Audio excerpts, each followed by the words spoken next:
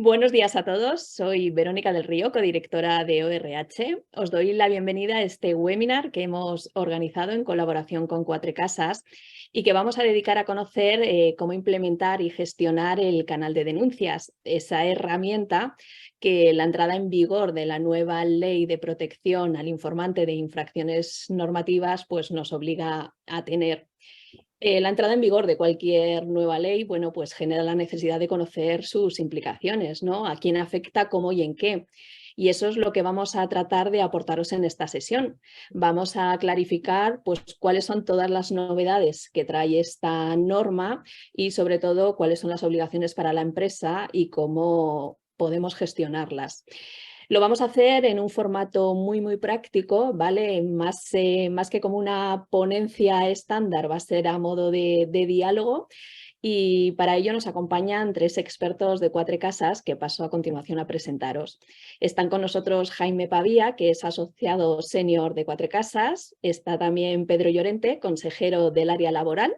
Y Guillermo Tena, consejero también del área laboral. Bienvenidos a los tres y muchas gracias por estar hoy con nosotros.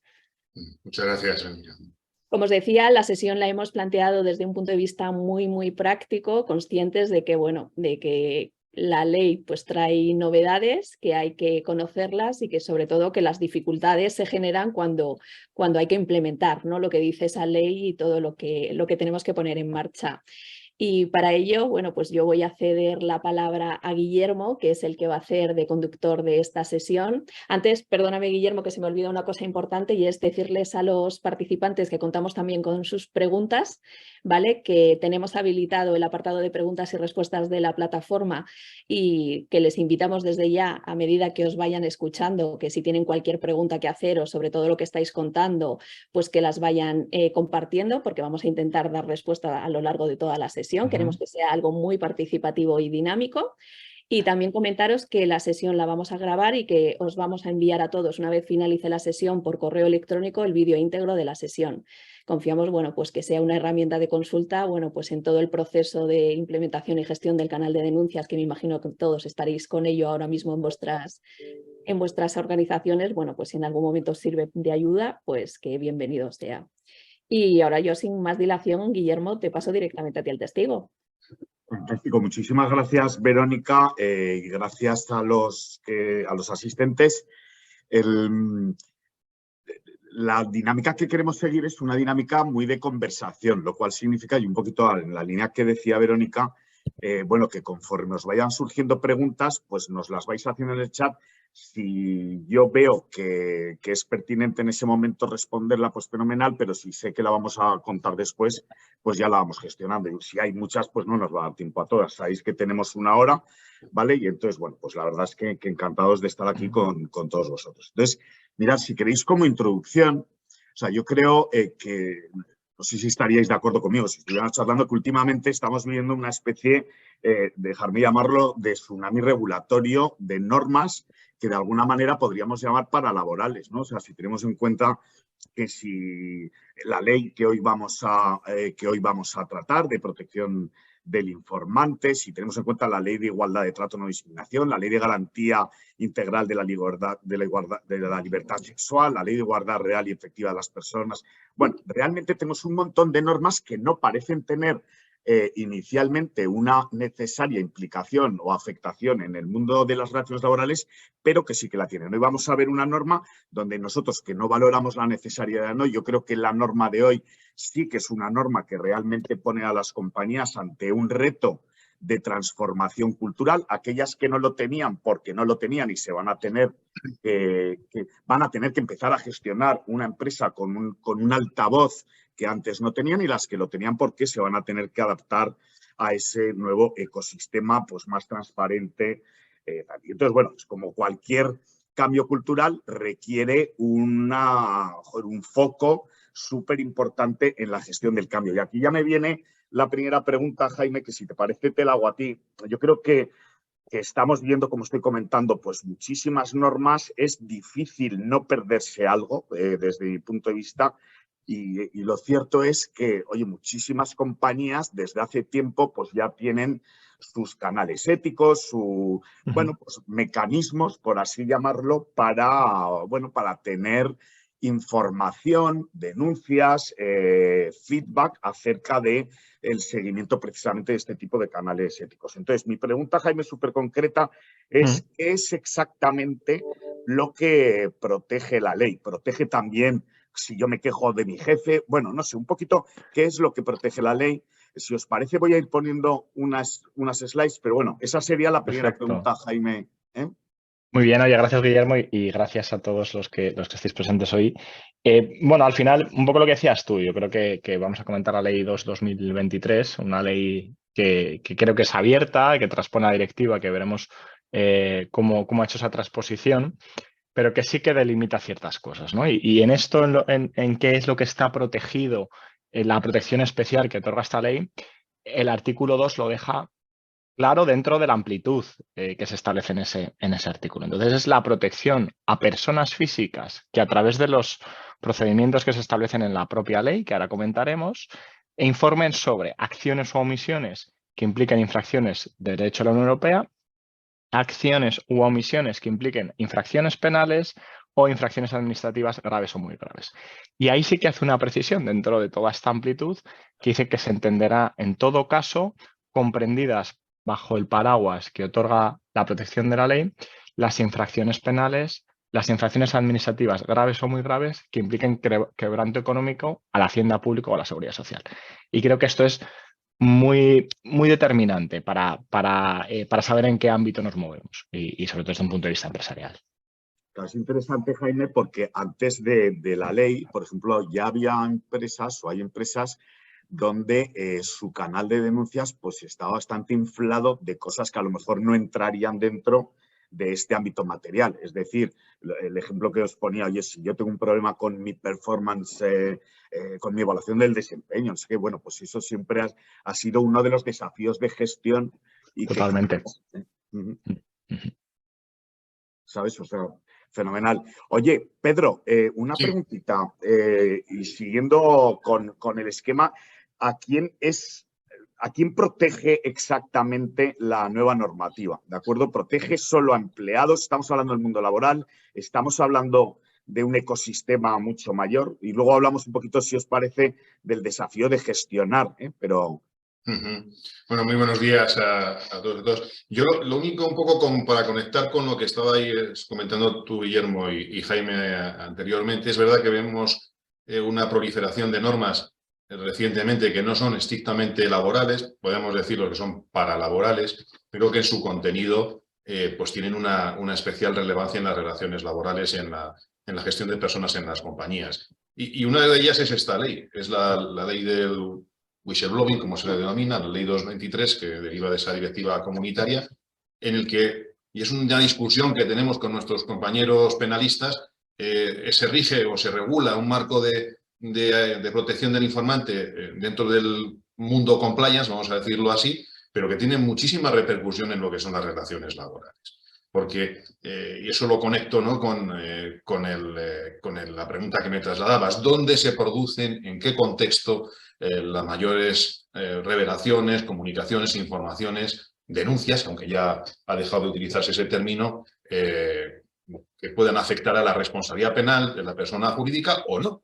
Pues es en el mundo laboral, en el mundo de las relaciones entre personas dentro del ámbito de la empresa y, por tanto, la ley tiene un componente importante desde el punto de vista, como digo, de los aspectos del ámbito de las relaciones laborales, del derecho laboral.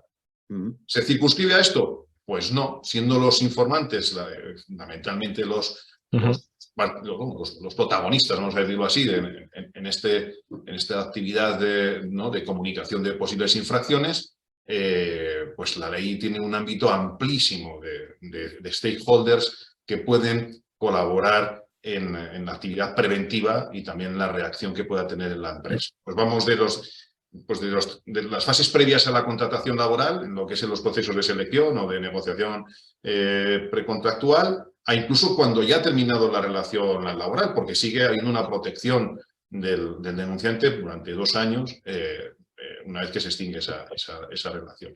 Pero también hay figuras que no son estrictamente laborales, como los becarios o los voluntarios, que también están, bueno, pues están dentro de la protección de la ley.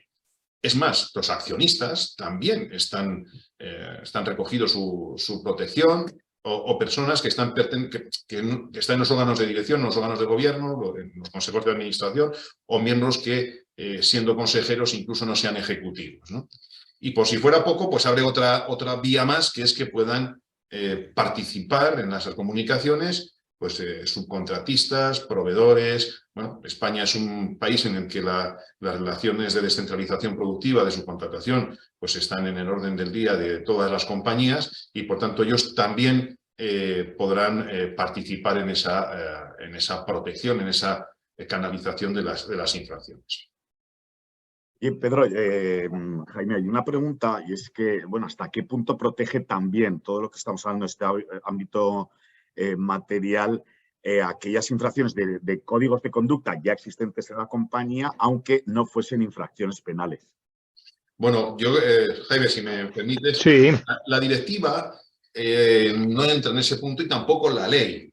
La ley lo que te dice es, como decía Jaime anteriormente, es que son infracciones de las normas de derecho comunitario, de derecho de la Unión Europea. Hay un listado, un anexo en la directiva, y que viene a recogerse también de manera por remisión en la ley 2023, y son las infracciones graves o muy graves en ámbito administrativo y penal. Por tanto, los códigos de conducta, en cuanto a potestad de dirección y de la libertad de control y de empresario que tiene a la hora de articular estas políticas y esos códigos de conducta o códigos éticos, pues las infracciones que se limiten a aspectos concretos que no entren dentro de este ámbito material al que mencionaba Jaime, pues no estarán dentro de la protección de la directiva en la redacción que contempla la ley. Eso no quiere decir que se articulen mecanismos voluntariamente por las empresas para precisamente la línea que fija la ley, ¿no? Que es el tener esa protección de los denunciantes. Claro, que de hecho, Pedro, es lo que ya muchas establecieron en su momento, que es precisamente para velar por ese código ético que a veces no incluye, digamos, los ilícitos penales en sí, ¿no? Sino o infracciones administrativas, ¿no? O sea, es decir, de que no es solo un tema penal. En esa línea, cuando hablaba de que esto parece muy de compliance y poco de laboral, es que las infracciones graves y muy graves también son, que recoge la ley, son también laborales. O sea, todas las infracciones graves y muy graves que aparecen en la ley de infracciones y sanciones del orden social entrarían dentro del ámbito material de la directiva y de la ley. No, fenomenal. Oye, Pedro, y todo lo que estamos hablando de esta obligación de tener canales, y luego explicaremos un poquito en qué forma y modo, pero ¿lo tienen que tener todas las empresas? ¿Hay alguna diferenciación que tengamos que hacer en ese sentido? ¿Qué nos puedes decir al respecto? Bueno, pues ahí fue un punto de discusión durante la directiva que hemos estado siguiendo prácticamente, aunque se ha traspuesto de una manera temporánea por parte de España, pero bueno, la hemos estado siguiendo desde prácticamente sus inicios, ¿no? Y aprobación en el 2019, pues era uno de los puntos calientes, vamos a decirlo así. ¿A quién se le aplica, no? En cuanto supone pues una imposición de obligaciones a las compañías. Bueno, la ley dice claramente que son en el ámbito sector privado, a personas físicas y personas jurídicas, compañías, empresas con 50 o más trabajadores, ¿no? Que aquí abrimos una discusión también, en algunos foros nos los han preguntado, que si pues los trabajadores cedidos en una ETT estarían computados también en ese ámbito. Yo creo que vamos a decir que no diferencia entre temporales o fijos, y esos trabajadores también estarían a priori también incluidos. Ese sector privado el que afecta a las compañías con 50 o más trabajadores, pero también hay una serie de compañías, y por eso, como comentabais bien, que ya llevan aplicándolo, ¿no? Implantando canales de denuncia, que con independencia de la dimensión que tienen, en cuanto que afectan a servicios y productos y mercados que exigieran una especial diligencia en materia de cumplimiento normativo, como son en los mercados financieros, en materia de prevención, aquellas que estén sujetas a prevención, blanqueo de capitales o financiación del terrorismo, en protección de medio ambiente, independientemente de la dimensión que tenga, están reguladas por su normativa específica y supletoriamente por la ley de whistleblowing, de protección al denunciante. Luego también ha habido también debate hasta el último momento en lo que fue análisis en las enmiendas en el Senado, de hasta qué punto podían estar las patronales, ¿no? O las asociaciones de empresarios, sindicatos o incluso fundaciones creadas por ellos sujetas a la ley, ¿no? Siempre que reciban fondos o públicos, estas fundaciones tienen que estar sujetas, y los partidos, sindicatos y patronales también tienen que estar sujetas. Y luego hay sociedades mercantiles que están dentro del sector público, ¿no? Que también van a tener que estar sujetas, sea cual sea su forma, una sociedad por acciones, un ente público o una agencia estatal. Oye, Pedro, ¿y los grupos que tienen varias sociedades? Porque en alguna de... con directores de recursos humanos con los que últimamente hemos hablado, una de las preocupaciones es decir, cuando tengo diferentes sociedades, puedo tener y tengo la misma, imagínate, el mismo código ético y tal, tengo que tener diferentes maneras de gestionarlo, o puedo compartir medios entre ellos mismos. ¿Cómo funciona este tema, Pedro? Pues como decía, que me alegro que me hagas esta pregunta, ¿no? Porque con la del responsable del sistema es la que más consultas nos están planteando, ¿no? La ley sí que hace una definición, hace una apuesta porque se ayude, ¿no? a que esa carga, entre comillas, se pueda centralizar en la matriz del grupo. Y dice que, bueno, siempre que se cumplan los requisitos del artículo 42 del Código de Comercio, que hemos sabido, pues es el concepto de grupo vertical, ¿no? Desde el punto de vista mercantil, pues tiene que aprobarse una política general para todo el grupo, y puede haber un responsable del sistema para todo el grupo y también un sistema de información para el grupo entero. ¿Qué pasa? Dos comentarios o dos cuestiones que nos suscita. ¿Qué pasa con aquellas empresas que no tienen la matriz en España? La tienen fuera, claro.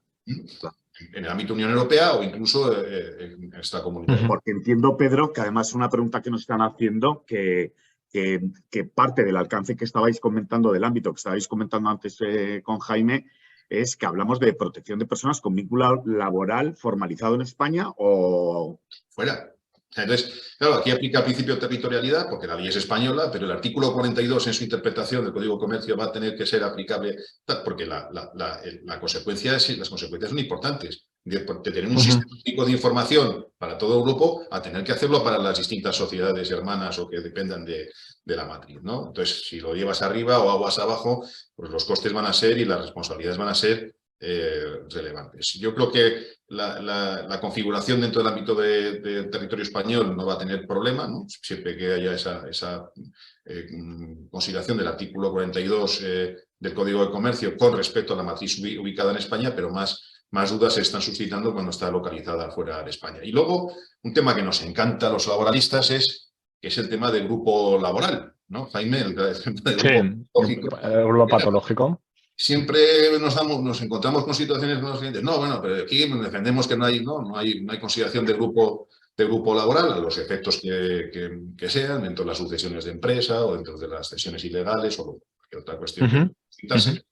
Pero, y esto es una pregunta que también dejo en el aire, ¿no? ¿Hasta qué punto el tener un sistema de información único, compartiendo, ¿no? todo lo que es la gestión del sistema con un único responsable, puede ser un indicio? Generas un indicio de dirección unitaria, ¿no? Que haya grupo laboral, ¿no? Bueno, la ley está recién aprobada, pero seguro que veremos algún tipo de pronunciamiento judicial en este sentido, ¿no? Si sin duda. O no para grupo laboral. No sé cómo lo ves tú. Yo coincido también, Pedro, la verdad. O sea, yo creo que al final, dentro de ese análisis de indicios que se hace para ver si existe o no grupo de empresas a efectos laborales, este podría ser un indicio más, ¿no? Un indicio para mí no definitivo, pero que habrá que valorar en el conjunto del resto de cuestiones que puedan concurrir. Entonces, bueno, si existe la posibilidad de hacerlo por entidades, pues yo creo que de esta forma se blinda, ¿no? O evitas generar ese indicio. Oye, y una última pregunta en este sentido y pasamos al siguiente punto. Entonces, ¿cómo os puedo entender una empresa española implanta, adapta su canal de denuncias? Están protegidas personas que no tienen imaginaros, que no tengan un vínculo laboral en la matriz española, o sea, que podrían estar en otro país o... ¿Me Sí, explico la pregunta? Sí. en principio sí, no habría ningún problema porque No voy a dar una línea. lo que pasa es que muchos O sea, que no es un canal para los empleados con contrato laboral, no, sino que es mucho más amplio mucho más amplio. De hecho, Guillermo, no sé si estamos desvelando, pero ¿te acuerdas que en alguna reunión que hemos tenido previamente en los días, ¿no? En toda la vorágine que ha habido en la aplicación de la ley, nos planteaban que había determinados países en los que dentro de la Unión Europea que se exige incluso que haya canales locales, ¿no? Que la normativa nacional en la transposición de la directiva te exigía que hubiera canales. Bueno, yo entiendo que España tiene un régimen muy alineado, no puede ser de otra manera, con la directiva y que hay una gran protección del denunciante o del informante, mejor dicho, con respecto a otros países que pueden tener unos pluses también de protección, pero lo relevante es que en España pues, esté protegido, puesto que se va a sustanciar dentro de la jurisdicción española. Oye, pues si os parece, sigo. Hay alguna pregunta que la estoy leyendo y que la haré o sea, como dirían en televisión, le daremos paso en el momento oportuno, ¿vale? O sea, que fenomenal. Oye, Jaime, una cosilla. Últimamente las leyes no solo nos dicen qué es lo que tenemos que hacer, sino también cómo. O sea, entonces, cuando hemos hablado de leyes de igualdad, en este caso también nos pasa, ¿cuáles son los requisitos básicos que tiene que tener el sistema interno de información del que estamos hablando? ¿O no hay requisitos básicos? No lo sé. Yo creo que lo que hace esta ley, y un poco en línea con lo que comentábamos, ¿no? de la amplitud que tiene, es sentar las bases. O sea, sí que nos establece unos principios orientadores de cómo tienen que ser los sistemas de información, el canal de información y el procedimiento de gestión de la información. Que también hablaremos sobre ello. ¿Qué nos dice? Y hay algunas cuestiones que yo creo que son genéricas y que da derecho a debate o da pie al debate y da pie a cómo realmente esto luego se tiene que implementar en la práctica. Obviamente lo que tienen que ser son sistemas de información que permitan informar sobre las cuestiones que hemos dicho antes, sobre las acciones o omisiones que hemos dicho antes, por parte de los sujetos que ha comentado Pedro. Esto, aunque pueda parecer algo demasiado obvio, se establece en la ley. Que se establezca un sistema diseñado y establecido dentro de la entidad o grupo que asegure la confidencialidad. Otro principio básico, pero también se establece en la ley. Impidiendo el acceso a personal no autorizado. Que permita la presentación de comunicaciones escritas o verbales, o de ambos modos. Yo creo que esto sí que es un poquito más de concreción respecto a otros principios. Que integre los diferentes canales que haya en la empresa, puede haber más de un canal. Que se garantice que las comunicaciones presentadas se traten conforme a lo establecido en ese sistema, contar con un responsable del sistema, luego también vamos a comentar qué es eso del responsable del sistema, que se diferencie de otros sistemas internos que se puedan establecer dentro de la empresa y también que prevea las garantías de protección del informante, porque al final la finalidad de esta norma es, o uno de sus objetivos es la protección precisamente de esos informantes. Y luego establecer un procedimiento para la gestión de las informaciones que se vayan recibiendo. Luego va a comentar también Pedro cómo se tienen que ir registrando las informaciones recibidas y las actuaciones realizadas. Y yo creo que estas son las cuestiones que programáticamente se establecen en la Ley 2023 sobre el sistema de información. Luego bajamos a nivel de canal, que comentamos ahora. Luego bajamos a procedimiento de gestión de la información. Pero va de lo general a lo concreto con cuestiones que están también pendientes de desarrollo y de interpretación por nosotros los juristas y los agentes que operan en el mundo de las relaciones laborales. Fenomenal, fenomenal. Una cosilla, hay una pregunta que yo creo que tiene sentido, si a lo mejor, Jaime, nos puedes decir que últimamente todas las normas últimas que estamos tratando de implantar en las empresas dan un papel relevante o preponderante, muy activo, a la representación legal de los trabajadores. En este caso, ¿tienen algún papel o Eso no? es, sí, es una cuestión Perdona. capital. Es una cuestión capital, además, que es tónica de esta legislatura, ¿no? O sea, dar un papel preponderante tanto a la representación legal de los trabajadores como a los sindicatos. ¿A quién corresponde la implementación de estos sistemas?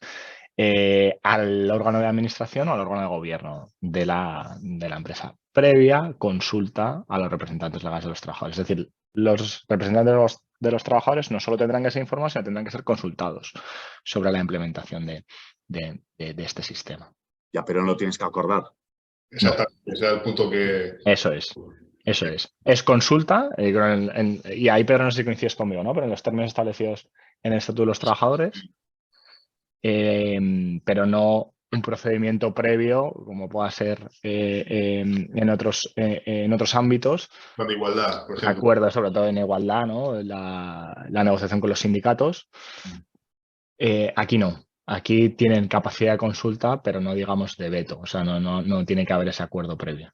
Sí, yo creo que está de acuerdo con el 64 del Estatuto. Eso es. Trabajadores, pues, y aparte la ley así lo dice, ¿no? Siempre tiene que ser una consulta que, por otra parte, también conecta con lo que es la función de los representantes legales de los trabajadores. Es que también es una labor, no digo que colisione, pero coincide a la hora de tener estas obligaciones por parte de la empresa de respetar, ¿no?, los derechos que son, en muchos casos, fundamentales, y que los sindicatos o la representación legal de los trabajadores, para ser más correctos, pues tienen también esa encomienda. Pedro, Jaime, antes de pasar a preguntarte una cosilla, Jaime, respecto a hasta qué punto, por ejemplo, a mí esto me parece iba a decir un marrón, un desafío de gestión importante, y hasta qué punto puede ser exteriorizada la gestión, pero un par de preguntas más respecto al ámbito que, por no dejarlas para el final, hay alguna pregunta que la estoy dejando un poquito para el final, pero sigue habiendo alguna duda respecto al ámbito personal. Imaginaos, las ETTs en la empresa pueden hacer uso de este canal de denuncias, por ejemplo, o sea, de denuncias, de información, por ejemplo. Sí, es uno de los puntos que decía anteriormente, ¿no? O que ponía... O si eres un antiguo empleado, o sea, bueno, es un tipo de... Claro, no tienes un vínculo laboral per se, pero... Sí. En lo que es el listado que hace la norma, pues no viene a establecer no viene a definir expresamente, precisamente los trabajadores de ETTs, ni tampoco aquel que no tuviera previamente una relación laboral. Pero me atrevo a pensar que dada el ámbito tan amplio de protección... Que la vocación es que sí. Exactamente. Y entonces, interpretación la norma, extensiva, ¿no? Probablemente no haya tampoco un desarrollo reglamentario en el corto plazo, si lo hay, pero que esa tendencia, ¿no?, que es el fin y el objetivo de la norma, pues nos haga pensar en que tenga que haber una protección precisamente a esas zonas grises, a esos supuestos grises en los que pueda plantearse. En el caso de las ETTs, obviamente tendremos que ver si son trabajadores propios de la ETT o trabajadores cedidos, pero cuando están en trabajo de esa relación triangular, pues está sometido también a determinadas facultades de control y dirección y de coordinación de actividades empresariales por parte de la empresa que contrata a los... Sí. Entonces, eso lo vimos también en prevención de riesgos laborales, lo vimos también en materia de trabajos, ¿no?, cuando se aplicó la ley de trabajo a distancia, en fin, en el tema de registro también salarial. Siempre va a haber esa confluencia a la hora de determinar, porque otra pregunta es, bueno, ¿y los trabajadores tienen que ser, no hay diferencia si son temporales o son indefinidos, ¿no? En eso no hay tanta duda, pero sin duda la ley no llega a desglosar los supuestos de extralaboralidad como los que has mencionado, Guillermo. Pero mi opinión, salvo mejor criterio, es que la tendencia de la ley va a ser y la aplicación práctica de la misma va a ser Desde el momento que, desde el momento que está tan abierto a todo tipo de stakeholders, no... Claro. Claro, es que te contempla, como comentaba antes, es que está abierto a aquellos que no están con una relación laboral estricto sensu, autónomos, trades. No se menciona a los trades, por ejemplo, pero un trade un trabajador económicamente dependiente, estaría sujeto, pues, todo apunta a que sí. La ley a veces es un poco en eso, también una técnica legislativa que no es precisa, ¿no? Porque habla de los contratos, los trabajadores que estén, o personas que están en formación, pero pueden ser formación laboral o no laboral, ¿no? Contratos formativos o que estén bueno, pues en digamos, becarios, ¿no? En prácticas curriculares o extracurriculares no laborales, que por cierto, está al llegar, y aprovecho ya, una nueva regulación por Real Decreto del Estatuto de los Becarios, ¿no? Bueno, pues otra norma más dentro de la proliferación que estamos viendo en los laborales. Es súper fácil incumplir, ¿eh? O sea, que bueno, Oye, una cosilla, Jaime, y luego entramos en el diseño de los canales porque también hay muchas preguntas al respecto, ¿vale? ¿Es posible exteriorizar la gestión del sistema? O sea, que todo esto que estamos hablando tiene un coste indudable para la empresa, tiene un coste de gestión, ¿es posible exteriorizarlo, Jaime? Sí, o sea, es posible y ahí también se establece en la propia ley. Ahí, yo no sé si también Pedro lo comentábamos ayer, ¿no? Sí. De esta posibilidad de exteriorización, hasta qué punto pues, la ley lo permite, que sí que lo permite, y si quieres ahora te paso la palabra para... Sí, no, pues, precisamente lo comentábamos porque es que esto se está produciendo ya, ¿no? Es una realidad y que es verdad que la externalización en el canal estricto sensu luego tiene una segunda parte que es muy relevante también y muy vinculado. Hay una referencia en la ley que son los procesos de investigación interna, ¿no? Pero por ser estrictos en el análisis de la ley, efectivamente, prestaciones afirmativas, se puede externalizar la recepción de las comunicaciones, pero aún así tiene que haber una persona designada, una persona de la compañía designada como responsable del sistema, que es lo que mencionaba antes, que junto con los grupos es lo que más dudas o más consulta está planteando.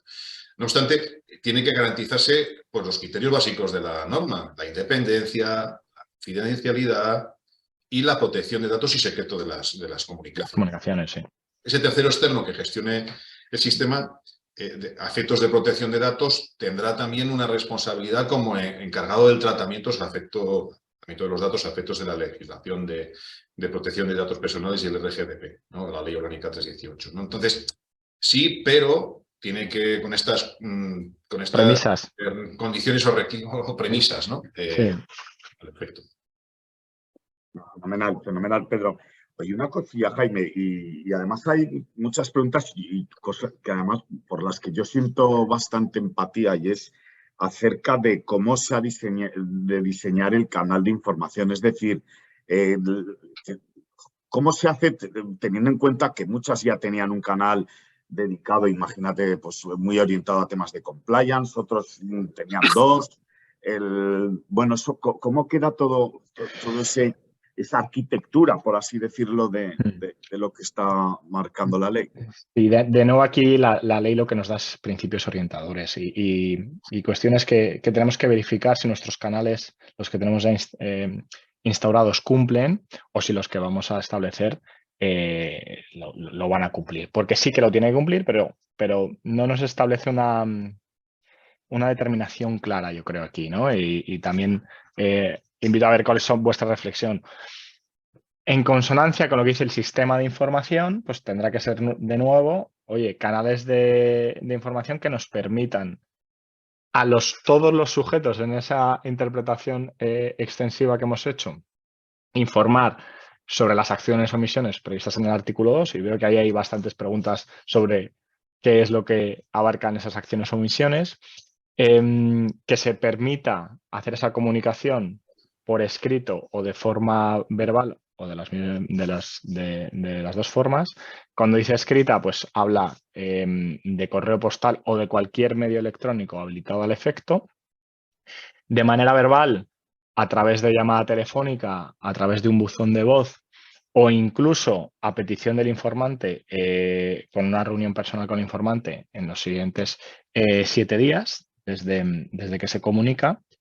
Y luego una cuestión importante que tiene que establecer estos canales y que creo que también ha salido en el chat y en el apartado de preguntas y respuestas, tiene que informar de forma clara al informante, al denunciante, sobre la posibilidad de la existencia de los canales externos ante las autoridades competentes para también hacer uso de ellos. Igualmente, las comunicaciones verbales que comentábamos antes, dice, oye, ¿cómo voy a dar cuenta, a dar reflejo de esta comunicación verbal? La propia ley sí que nos establece cómo se debe hacer esto y cómo se debe estar reflejado en los canales, ¿no? Que ya sea a través de una grabación, grabando la propia conversación con autorización previa, o que la persona encargada de la gestión del canal refleje de forma veraz y precisa esa conversación, ¿no? Yo creo que esta es una fórmula que se ha utilizado habitualmente, ¿no? A través del reflejo en actas y que también debería ser válida. Igualmente, estos canales tienen que permitir incluso la recepción y tramitación de denuncias anónimas. Y esto también se establece de forma clara dentro de esa generalidad que hemos hablado que tiene la ley, pero sí que es una cuestión precisa que se recoge en la misma, ¿no? Entonces, bueno, a partir de estos principios orientadores, pues orientadores son los que tenemos que trabajar. Claro, yo te entiendo, Jaime, pero por ejemplo, si tú tienes en la empresa un canal, lo tenías ya, de denuncias incluido, imagínate, por temas de protocolo de acoso, esto se sobrepone, se integra, puede tener los dos. Se pueden tener los dos. La cuestión es que los que tengamos cumplan con estos principios que hemos citado. Protegerían de la misma manera que estabais contando antes. Siempre que el objeto de la denuncia caiga sobre el ámbito material. El ámbito material, ¿no? Que el ámbito material tampoco es que sea muy... O sea, yo creo que es un ámbito material amplio. Acciones o omisiones que impliquen tipos penales o que potencialmente pueden incluir tipos penales y luego infracciones administrativas graves o muy graves, ¿no? Esto en general, porque luego la precisión sobre el quebranto económico de la hacienda pública y de la seguridad social es un supuesto específico, que se dice que en todo caso eso estará protegido. Pero eso no quiere decir que las que no afecten, porque creo que también lo he visto en el chat, al quebranto económico o potencialmente puedan afectar a la hacienda pública y a la seguridad social estén protegidas. Y entonces un tipo administrativo grave o muy grave, pues esto nos abre al abanico a muchos supuestos. Perfecto. Sí, en ese sentido, si me permitís un poco también la reflexión, son dos cosas, ¿no? Primero el ámbito material y segundo, ¿qué hacemos con, es decir, bueno, pues situación de acoso, ¿no? El acoso puede ser un tipo penal, el 173 o el 184 del Código Penal, sea acoso moral o acoso sexual, o puede ser una infracción grave o muy grave. Avisos por acoso moral o acoso sexual. Sí, por no respeto a la dignidad de vida. Entonces, yo tengo ya, porque nos lo exigía ya la ley de igualdad del 2007, nos lo está reforzando con estas leyes que comentaba Guillermo al principio. La ley, bueno, te exige tener un protocolo de prevención del acoso, ¿no? Y tiene un canal, porque había un canal para hacer las denuncias correspondientes. Yo creo que la ley, lo que te plantea la ley 223 es que haya un sistema de información interno en gran medida reforzado o único. Eso no impediría que hubiera otro canal, ¿no? Pero lo que sí que debería, y que una vez que entre la reclamación o información por el sistema de información único o interno, en esa labor de triaje se pudiera derivar al departamento o a la unidad que tenga que cumplir el protocolo que tenga promo. Entonces, aquí las cuestiones que están planteando dicen, bueno, ¿y ese protocolo tiene que estar adaptado a la ley 223, un protocolo de prevención de acoso?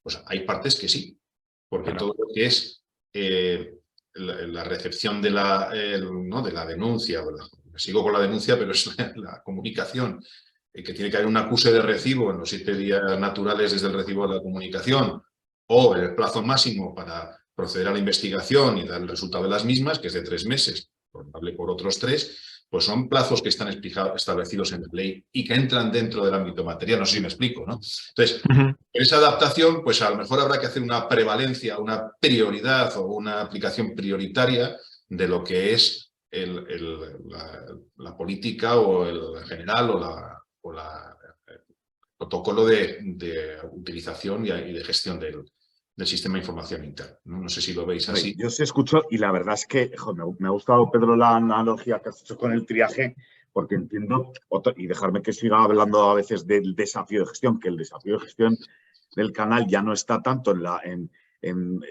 dices, oye, está justo en el triaje, o sea, porque realmente yo creo que es un canuto por el cual va a entrar mucho de lo que a lo mejor no está en el ámbito material que decís. De hecho, bueno, luego hablaremos de hay una, y hemos observado ya desde el despacho, una cantidad de proliferación, de denuncias falsas. Es decir, que cuando antes yo hablaba de los recursos, del coste, de tal, va a tener que estar más en el triaje, en cómo se organiza y ahora además Jaime te hago una pregunta al respecto, cómo se organiza la empresa para precisamente hacer frente a, claro, es que si tú esto lo difundes muy bien, lo explicas muy bien, seguramente, y oye, yo lo veo una cosa positiva, pero seguramente pues también tengas una sobreinformación a la cual tienes que someter a ese triaje, que me ha gustado mucho tal, antes de pasar a entender si forma parte o no del ámbito material y de protección que la ley pues, nos dice, ¿no?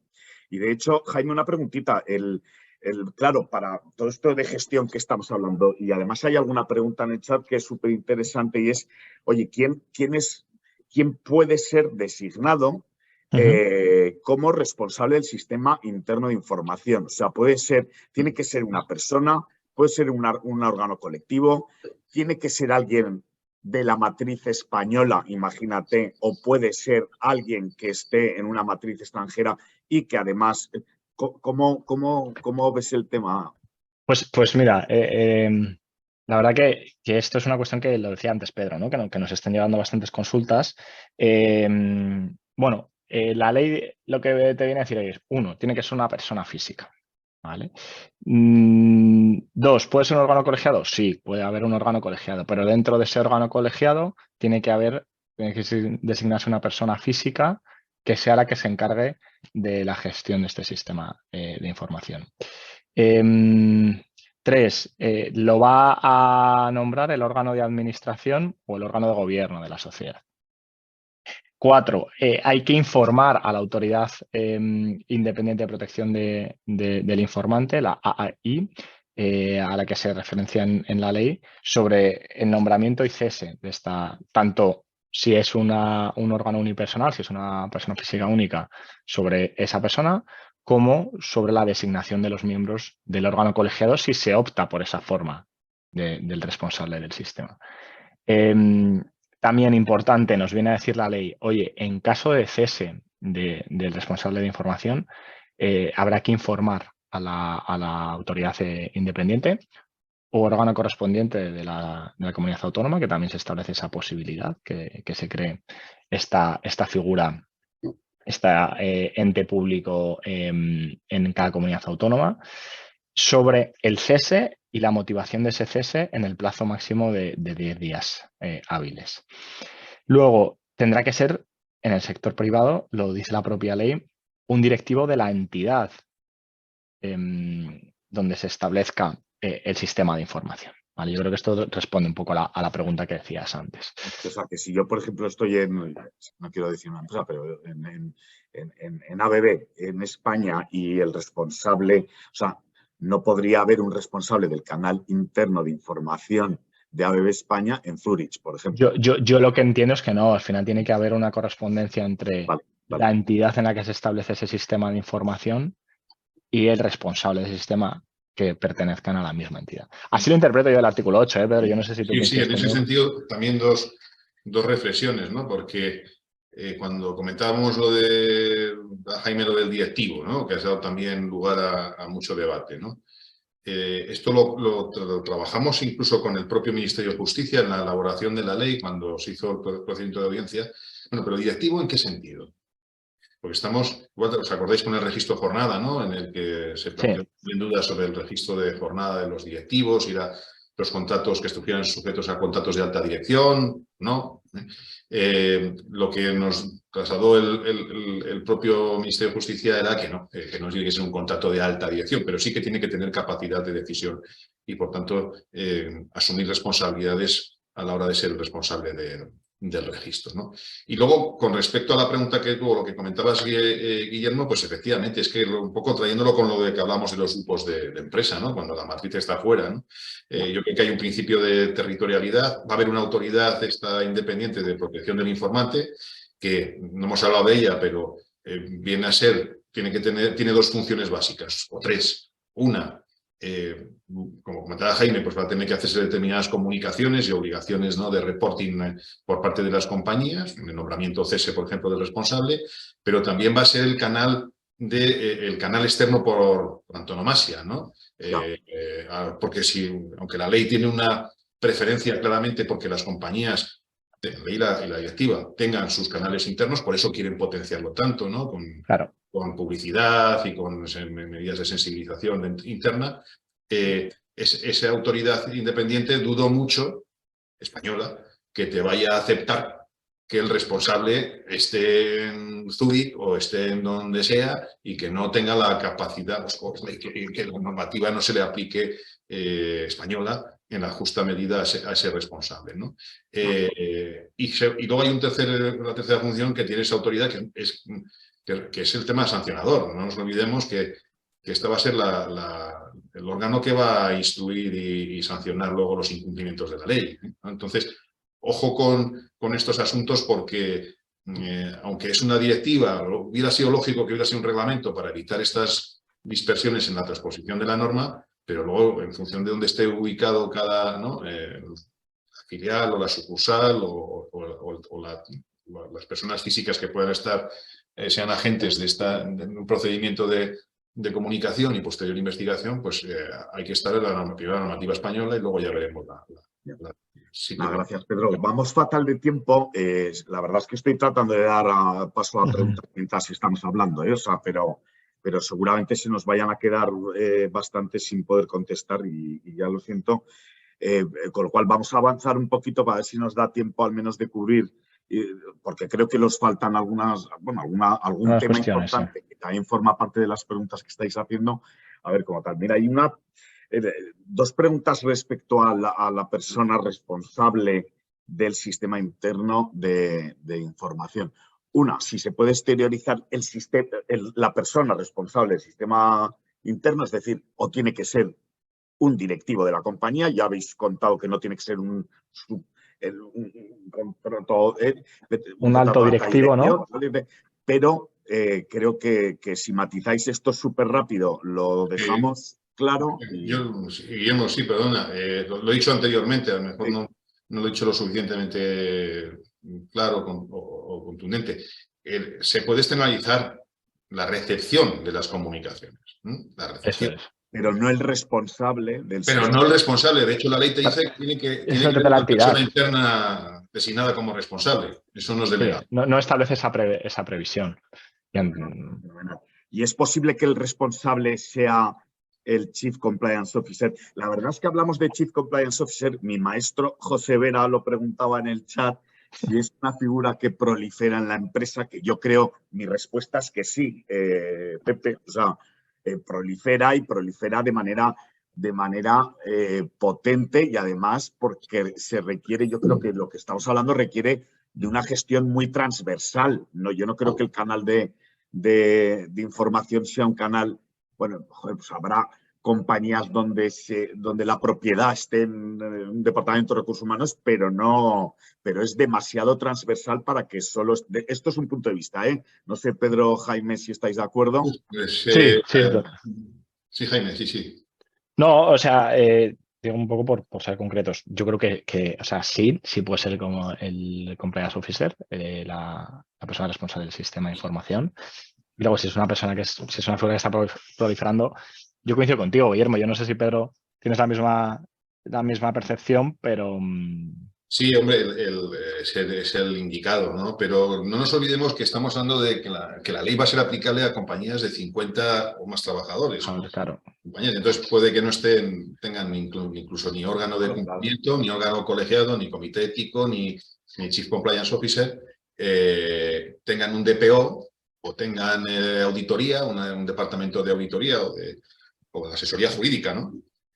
Lo que dice la norma, y esto es curioso porque para los que ya tienen sistemas, en la adaptación dice que esa función del responsable podrá ser asumida por los responsables de cumplimiento normativo. Normativo o políticas de integridad, dice exactamente. Claro, entonces, a ver, cumplimiento normativo debe tener un conocimiento de, como dice su propio nombre indica, jurídico, ¿no? De análisis de que si esa comunicación, en esa labor importante de triaje, pues se viste la suficiente entidad o puede estar o no dentro del ámbito de aplicación material de la norma, ¿no? Más allá de todo lo que es el proceso posterior, ¿no? Del tratamiento de esa comunicación, si así se considera que entra dentro del ámbito material. Entonces, el natural designado es el Compliance Officer. Si no hay, pues entiendo que respetando esa, ¿no?, figura del directivo, pues podrá recaer en personas que tengan esa formación, esa capacitación. Es curioso, porque cuando hablamos también de, bueno, hay obligaciones de formación por parte de la empresa, pues fíjate, para los de la autoridad independiente, para los funcionarios de la autoridad independiente de protección, sí que se exigen obligación de formación, ¿no?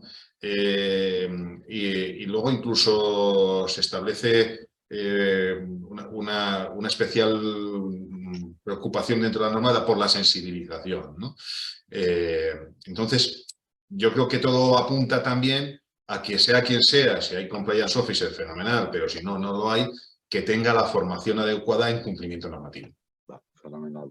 Totalmente de acuerdo. Jaime, una preguntita para ti, Jaime. ¿Qué es lo que ha de regular en sí el procedimiento para gestionar las informaciones? ¿Qué es lo que tiene que regular? Mira, y siendo rápidos, la ley aquí establece un contenido mínimo, principios, ¿no? Y dice, oye, la identificación del canal o de los canales internos que haya. De nuevo, inclusión de información clara y accesible sobre los canales externos y los organismos tanto nacionales como de la Unión Europea a los que acudir. Lo ha citado antes también Pedro, por eso también paso rápido. Que exista una acuse de recibo de la comunicación por parte del informante en el plazo máximo de 7 días naturales, salvo que esto pueda poner en peligro la confidencialidad de la información. Que el plazo de investigación con carácter general no podrá exceder de los 3 meses, salvo que haya una complejidad especial que entonces será ampliable a otros 3 meses adicionales, ¿no? En total 6 meses. La posibilidad de interlocución con el informante y de aclarar o recabar información adicional que sea necesaria para la investigación. La necesidad y habilitación a la persona afectada, antigua persona denunciada, sobre los actos o omisiones que se le atribuyen. Y la posibilidad de ser oído de una forma suficiente para velar por su derecho de defensa. Confidencialidad y honorabilidad de las personas afectadas. Protección de los datos personales de todas las personas afectadas en la investigación. También ha salido en el chat, tiene que asegurar la remisión de la información al Ministerio Fiscal en cuanto haya indicios de que los hechos denunciados puedan ser constitutivos de delito, y en el caso de que afecte a los intereses financieros de la Unión Europea, se remitirá a la Fiscalía Europea. Yo aquí intento ser un poco rápido por un tema de tiempo, pero esto es lo que como contenido mínimo, lo establece claro la ley, es lo que debe tener el procedimiento de gestión de la información. Fenomenal. Y Pedro, y en relación al registro, ¿qué es lo que sigue la ley en cuanto al registro de las informaciones? Bueno, una cosa, y también por no... Esto de la comunicación inmediata al Ministerio Fiscal tiene sus problemas, pero bueno, quizás sería para otra sesión porque da para largo. Bueno, hay una obligación de registro de todas las informaciones que se reciben y de las investigaciones internas que se realizan posteriormente, ¿no? Porque tiene que haber obviamente, que es un principio básico, como comentaba Jaime, un requisito de confidencialidad. Es un registro que no es público y únicamente, siempre que lo pida de una manera motivada y razonada la autoridad judicial competente, pues podrás accederse a él mismo, y siempre dentro del marco de un procedimiento, de un conflicto ya judicializado, de un procedimiento judicial, ¿no? Esto es importante porque a veces los procedimientos, por ejemplo, de acoso, la RLT quiere estar presente, ¿no?, dentro de la redacción de los protocolos de acoso, pero yo quiero estar presente dentro de los órganos de investigación o de las comisiones de investigación que se realicen para esclarecer si se ha producido o no esa situación de acoso. Entonces, aquí hay otro punto también de ficción, porque en principio la ley, como tiene en ese registro, ¿no?, y sobre todo de los resultados y de las informaciones recibidas, pues es bastante claro, ¿no? No permitiría ese acceso tan claro como puede haberlo en otros ámbitos de la normativa laboral, como comentaba, ¿no? Y luego, pues, el tema de protección de datos está siempre flotando, ¿no? Sí. Y bueno, pues hay un principio también, una obligación de conservación durante el periodo que sea necesario de esos datos, aunque no estamos hablando del registro, y que en ningún caso podrán conservarse los datos por un periodo superior a 10 años, ¿no? Eso serían esas obligaciones de documentación y registro de toda esta información. Jaime, muchísimas gracias, Pedro. Jaime, hay un tema que, joder, esto con empresas, claro, lógicamente se quiere hacer bien, se quiere desinhibir a la persona para que haga uso de los canales. Claro, yo creo que una parte importante tiene que ver con la protección de la persona informante. Sí. ¿Vale? Entonces, ¿qué medidas de protección tiene la persona que informa? Más allá del riesgo que también tiene. O sea, hay compañías que pretenden desinhibir, pero también están preocupados por precisamente esa protección, ¿no? Aquí la nueva regulación, yo creo que se establece un concepto que es la prohibición de represalias. Y para entender qué es represalia, nos define con carácter enunciativo, que no excluyente y exclusivo, qué se puede entender por represalias. Yo creo que orientándonos un poco o haciendo un poco de repaso de lo que en la experiencia se ha podido entender como represalias, ¿no? Obviamente, todo lo vinculado a despido, extinción de contrato de trabajo, no renovación, modificación sustancial de condiciones de trabajo, medidas disciplinarias, no conversión de contrato temporal en indefinido. Todo esto, siempre que no haya una causa detrás ajena a la información o al hecho de haber comunicado, haber hecho uso del canal de información, pues se podrá entender como represalia. Obviamente luego también todo daño económico, incluido el reputacional, coacciones, intimidaciones, acoso. Todo esto que estoy citando se establece en la propia ley, en el artículo 36. Nos dice también evaluaciones o referencias negativas en el ámbito laboral o profesional, denegación de formación, discriminación o trato desfavorable o injusto, y luego inclusión en listas negras o cualquier información en un determinado ámbito sectorial, ¿no? Yo creo que esto también es novedoso, y lo que viene a intentar proteger es, bueno, pues eso de, oye, la mala prensa, y esto en el sector se sabrá. Se establece una protección de 2 años que podrá ser de forma justificada extendida, y la nulidad de todos los actos que recaigan sobre esta concepción de represalia. Además, también se establece la protección en el sentido de, oye, no se entenderá como un quebrantamiento de la obligación de confidencialidad y del deber y sigilo también en el supuesto de los representantes legales de los trabajadores cuando tengan que revelar información que pueda estar protegida por estas obligaciones para poner en conocimiento a través de los canales de información de acciones o omisiones que recaigan sobre la protección establecida, citada anteriormente, ¿no? Yo creo que esto también es bastante relevante. En ese sentido, también por no Pero fijaros que hablábamos al principio de si, ¿no? de si esto era una norma laboral o no laboral. Si haces un análisis de todas las posibles represalias, todas encajan en el ámbito laboral, ¿no? Suspensión, Sí, sí. extinción del contrato, no promoción. O sea, No hace esa bastante formación.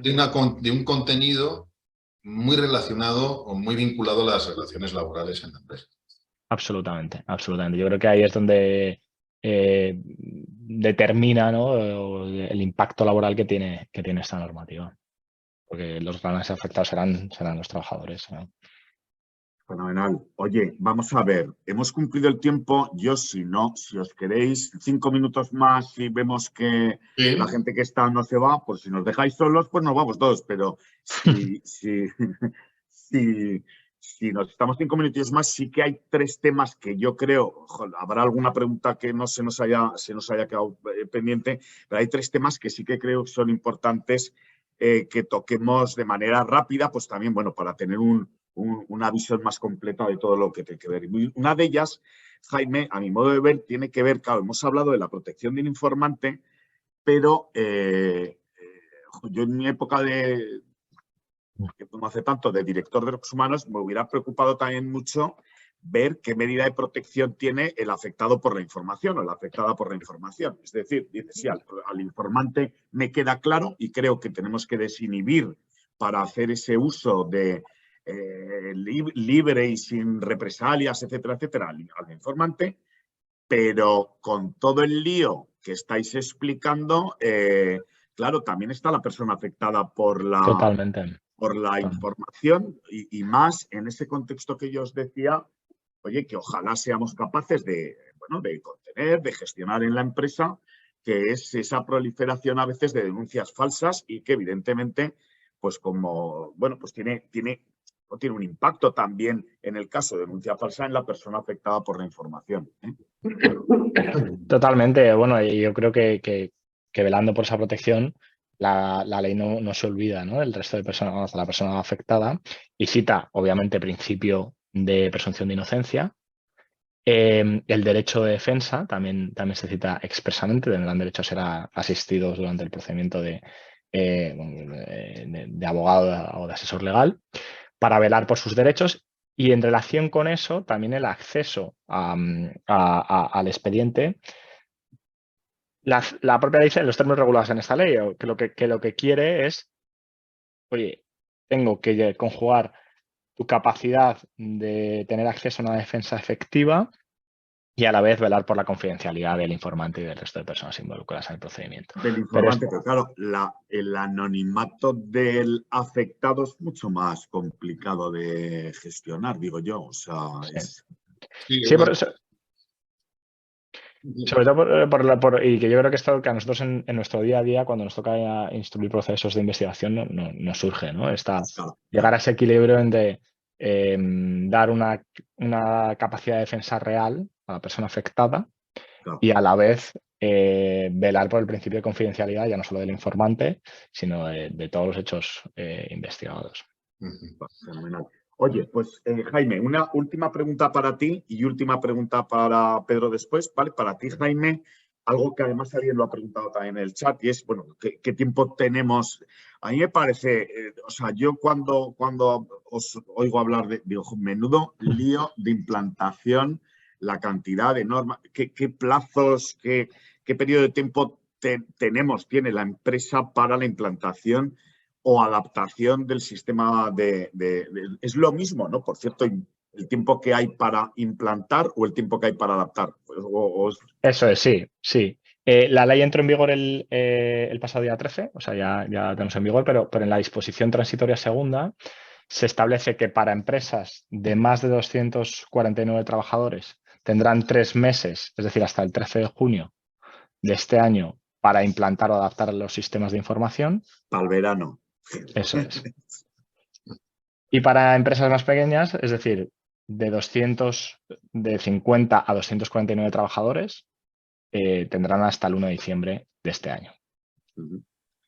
Si tú tienes un grupo de sociedades, como habíamos hablado, puedes perfectamente en la mayor de 250, imagínate tener un plazo y en la otra tener un poquito más de... Eso es. Entiendo, ¿no? Eso es. Vale, pues oye, última pregunta para Pedro en cuanto a las sanciones. Yo, bueno, iba a decir una cosa que... ¿qué pasa, Pedro, si hay ¿qué infracciones o sanciones hay en caso de incumplimiento de todo lo que estamos hablando? Muy bien, pues eso es importante porque hay que distinguir las infracciones que se pueden cometer por incumplimiento de la ley de las infracciones que dan cobertura a que se comuniquen por esta ley. Y ahora me explico un poquito mejor. Por vulneración de esta ley, pues son infracciones que están sancionadas de una manera muy dura. Distingue la ley entre si el infractor es una persona física o una persona jurídica. Vamos a hablar de personas jurídicas, la mayoría de los asistentes a este webinar lo son, ¿no? En su práctica totalidad, pues son sanciones que van desde los 600.000 euros hasta 1 millón. Y con unas accesorias, con unas sanciones accesorias también relevantes, porque si es sancionado por una infracción muy grave, hay una prohibición de obtener subvenciones o beneficios fiscales de hasta 4 años. Prohibición de contratar, si tu actividad, tu negocio depende mucho de la contratación pública, pues una prohibición de contratar hasta 3 años. ¿Qué infracciones son muy graves? La adopción de cualquier represalia. Y aquí me refiero a lo que comentaba antes. Hay infracciones muy graves y graves que están recogidas en la LISOS, precisamente cuando hablaba Jaime, ¿no? Pues eso, de una suspensión, una promoción no adecuada que vulnera los derechos del trabajador, discriminación del trabajador. Entra en un concurso de infracciones con respecto a la ley 2003. ¿Qué aplicas primero, la LISOS o la ley 2003? Eso nos ocurrió ya también con algunas infracciones cuando se aprobó la ley de los derechos de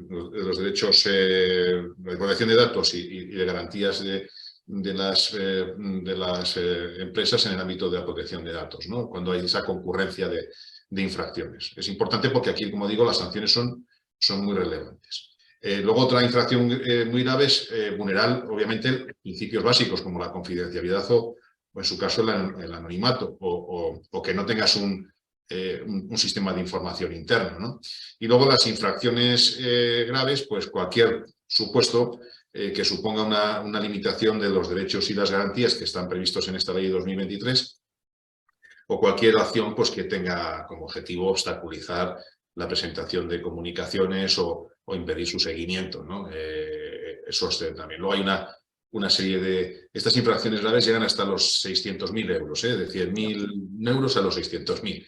Y luego las leves que pueden llegar hasta los 100.000, o sea, una infracción leve hasta 100.000, pues son muchas graves o muy graves en el orden, por ejemplo, social, ¿no? La LISOS, ¿no? Y entre estas infracciones leves está la remisión de la información incompleta o que no sea justificada de una manera, es verdad, pues negligente, grave o dolosa a la autoridad esta que hemos comentado de protección del informante o que lo hagas fuera de plazo. Es verdad que todo esto hay que aplicarlo con la teoría que hay en derecho administrativo, ¿no? De graduación de las sanciones y posibles ¿no? atenuación de las multas, pero es un cuadro sancionador muy potente, muy duro. Fenomenal. Oye, Pedro, Jaime, muchísimas gracias. Yo creo que nos hemos pasado ya 10 minutos y por respeto a la promesa de tiempos, yo creo que nos hemos pasado 10, con lo cual vamos a dejarlo ahí. Hay un montón de preguntas que se nos han quedado de los así. Bueno, un montón. Yo he hecho un esfuerzo el máximo posible y creo que los tres de introducir el máximo número de preguntas en la conversación, como habéis podido ver. Pero evidentemente se nos queda, es un tema que da para mucho y seguramente pues la ley parte, si la tuviéramos que caracterizar un poquito más de manera estratégica, pues tiene sus imprecisiones, ¿no? Con lo cual o falta un desarrollo reglamentario de la misma que hiciera que se pudiera entender alguna cosa un poquito mejor. Pero bueno, que muchísimas gracias y Verónica, tú, Pedro, Jaime, vosotros, yo ya me callo. Nada, simplemente dar las gracias. Muchas gracias. Yo también, por mi parte, es un placer. Muchas gracias por acudir al webinar. Pues muchísimas gracias a todos. En primer lugar, a vosotros tres, Jaime, Pedro y Guillermo. Ha sido una sesión intensa, pero muy clarificadora. Es verdad que os habíamos puesto un reto complicado porque es una ley que tiene mucho trasfondo y que, bueno, pues que presenta muchos desafíos, y hablar sobre ella y abordarla en una hora, bueno, pues era un reto imposible. Nos hemos quedado sin tiempo, pero yo creo que los asistentes, y la prueba la tenemos que han estado conectados hasta el final, pues se llevan muchas respuestas, ¿no?, a muchas de las dudas. Yo solo puedo, bueno, pues emplazaros a que seguiremos hablando de esta ley. Seguiremos bueno, creando desde ORH pues estas sesiones y brindándoos a todos, bueno, pues ese espacio pues para obtener respuestas. Y nada más, dejadme también bueno, Guillermo, de manera muy especial darte las gracias a ti porque has hecho una moderación magistral. Había mucha participación de los asistentes, cosa que también se agradece mucho. Y bueno, pues llevar el timón de una sesión de todas las preguntas que vosotros teníais planteadas y ir introduciendo en ese desarrollo pues todas las aportaciones de los asistentes no es fácil, es un pelín estresante estar además, pues oye, atendiendo y dirigiendo la sesión, controlando el chat, el apartado de preguntas, pero lo has hecho genial. Yo creo que te vamos a fichar para más sesiones como moderador, o sea, apúntatelo, que te vamos a... Prefiero ser cantante. Bueno, te engañaremos de alguna forma. Muchísimas gracias a todos y bueno, pues hasta el próximo webinar ORH. Gracias y de verdad que enhorabuena a los tres. Gracias, buen día.